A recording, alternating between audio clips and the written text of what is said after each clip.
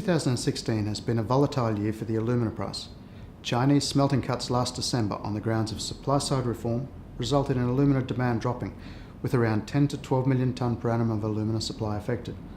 This coincided with the traditional lower demand season around the Chinese New Year, where smelters use up their additional winter inventory.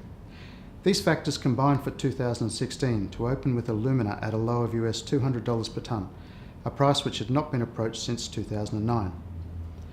In late Q1 and into Q2, prices recovered with restocking, and in anticipation that China's significant pipeline of smelter projects would reach commissioning through the last half of 2016, saw alumina production ramp up.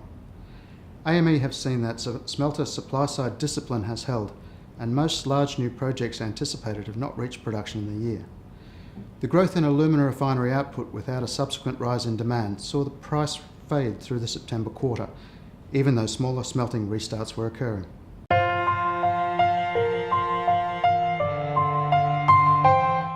There were a number of factors which contributed to the alumina pricing volatility in 2016, including a small number of sudden supply interruptions.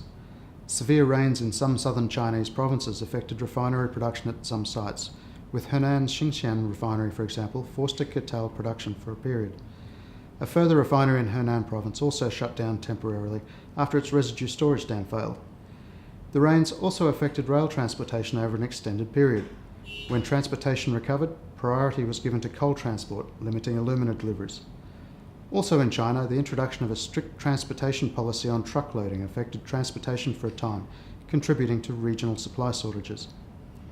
Outside China, the closure of the US alumina refineries at Gramercy, Sherwin and Point Comfort all contributed to a changing production landscape, as did product mix changes, such as at various refineries moving to chemical-grade alumina supply. In India, ramp-up of the Jharsuguda and Korba, as well as the Aditya smelters, have provided significant additional demand.